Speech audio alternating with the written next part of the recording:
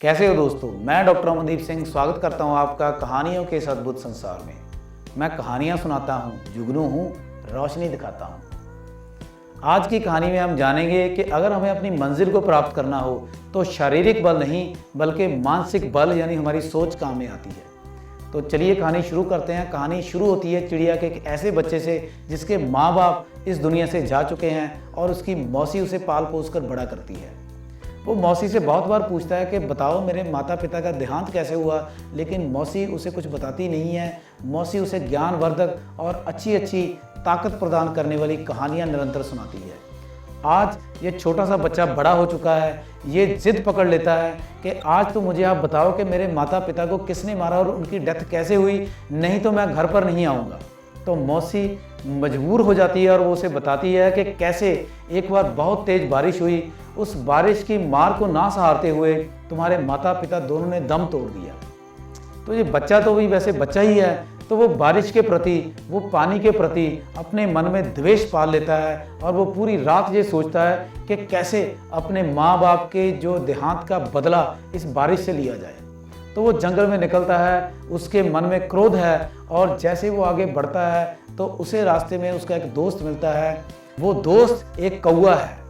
वो कौवा उससे पूछता है कि तुम इतने क्रोध में क्यों हो, तो वो सारी व्यथा कहता है और उससे पूछता है कि ये बारिश कहाँ से आती है। कौवा उसे कहता है कि बारिश तो भैया बादलों से आती है। तो ये बच्चा छोटे छोटे पंख है लेकिन ये उड़ान भरता है बादलों की तरफ, वहाँ पर जाता है, काफ़ी दूर तक उड़ता है, थक जाता है, नीचे आ जाता है। जब इतने प्रयास करता है तो उसे इतने प्रयास करते देखकर एक बाज को उसके ऊपर तरस आता है। वो कहता है कि छुटकू तुम कर क्या रहे हो। वो कहता है मैंने माँ बाप के देहांत का बदला लेना है कि पानी जो बारिश से आया था जिसने मेरे माँ बाप को मारा और वो बारिश बादलों से आती है। तो बाज मुस्कुराता है, कहता है बेटा बारिश बादलों से नहीं आती है, इन बादलों में जो पानी होता है ये आता है समुद्र से।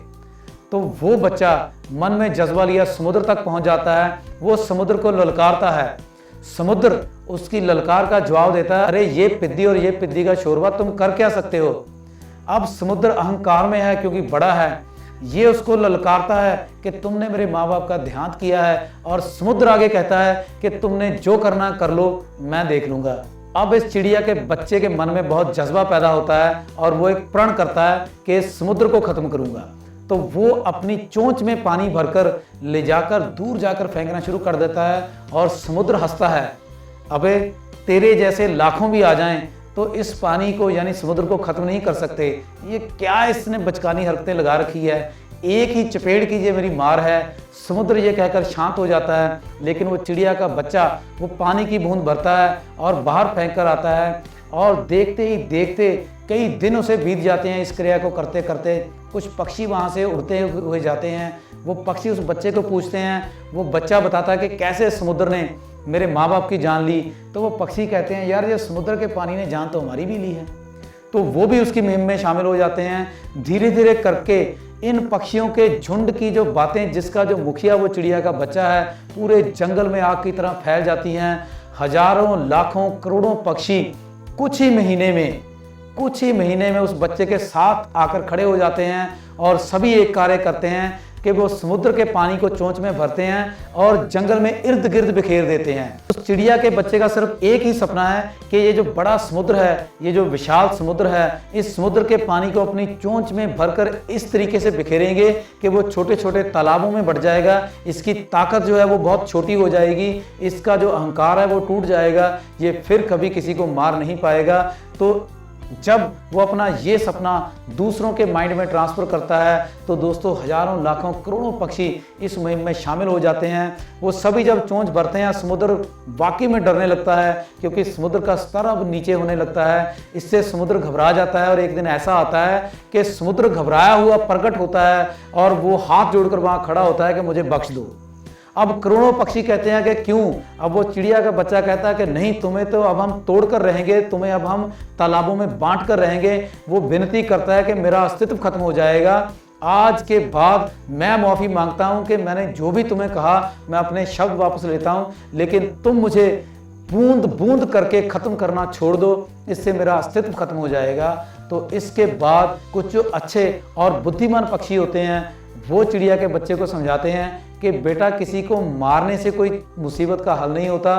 तुम ये देख लो कि हम सबकी छोटी छोटी जो ताकत है उसके सामने ये समुद्र घबरा गया है और इसने अपनी गलती की माफ़ी मांग ली है और आज ये आपके सामने, हम सबके सामने नतमस्तक है और इसने प्रण किया है कि ये बिना मतलब किसी की जान नहीं लेगा। तो इस पर जो चिड़िया का बच्चा है वो भी अपने बड़ों की बात मानता हुआ समुद्र को माफ़ कर देता है और तभी इन सभी में एक संधि होती है और वो सभी अपने अपने घरों को चल देते हैं। आज वो चिड़िया का बच्चा अपनी मौसी के पास जाता है। मौसी को उसके कारनामों की जो भनक है वो लग चुकी होती है। आज इस बच्चे के मुख पर फिर जलाल है, लेकिन ये एक जीतने का भाव है, जैसे वो बहुत बड़ी जंग जीत कर आया हो, जैसे उसने वाकई में अपने माँ बाप के देहांत का बदला समुद्र के अहंकार को तोड़कर पूरा कर लिया। तो देखा दोस्तों आपने कैसे अगर हम अपनी सोच से काम करते हैं, अगर हम अपनी सोच को ट्रांसफॉर्म करते हैं, अपनी थिंकिंग को चेंज करते हैं, तो हम बड़ी से बड़ी मुसीबत जो है उसको टुकड़ों में बांट सकते हैं। उस मुसीबत का हम अस्तित्व ही खत्म कर सकते हैं। चाहे फिर वो पैसे कमाने की बात हो, चाहे फिर वो बेरोजगार की बात हो, चाहे फिर वो बहुत बड़ी बीमारी को हराने की बात हो, चाहे किसी भी सिस्टम को हराने की बात हो। अगर आप ये सोच लेकर चलते हो तो आपके साथ आपकी सोच वाले हजारों लाखों करोड़ों जो इंसान हैं वो जुड़ जाते हैं और आपका जो इकट्ठा बल है, जो मानसिक बल है, आपको लड़ने झगड़ने की जरूरत नहीं है। आपका इकट्ठा जो मानसिक बल है वो बड़ी से बड़ी प्रॉब्लम को दोस्तों तोड़ देता है, टुकड़े टुकड़े कर देता है और उस प्रॉब्लम को, उस मुश्किल को आपके सामने, उस सिस्टम को आपके सामने घुटने टेकने पड़ते हैं। कैसी लगी आपको ये कहानी कमेंट करके जरूर बताइएगा और जो मैं आपको समझाना चाहता हूं मुझे उम्मीद है आप वो समझ चुके होंगे। दोस्तों कहानी अच्छी लगी हो तो आप इसे लाइक करना मत भूलिएगा और हाँ, अगर आप चाहते हो कि ये जो आवाज़ है, ये जो ज्ञान की बात है आपके दोस्तों, मित्रों, नियर एंड डियर के पास पहुँचे और उनकी ज़िंदगी में भी बदलाव आए, वो भी इस मूवमेंट में साथ दें, तो दोस्तों उनके साथ ये कहानी ज़रूर शेयर करिएगा। और अंत में बस इतना ही कहना चाहूँगा कि अगर आपने मेरा चैनल सब्सक्राइब कर लिया है तो धन्यवाद। अगर चैनल सब्सक्राइब नहीं किया है तो कोई बात नहीं, धीरे धीरे बातें आपके दिल तक पहुँचेंगी तो आप अपने आप चैनल को सब्सक्राइब कर लोगे। आज के लिए इजाज़त चाहता हूँ। धन्यवाद। जय प्रकृति, जय भारत।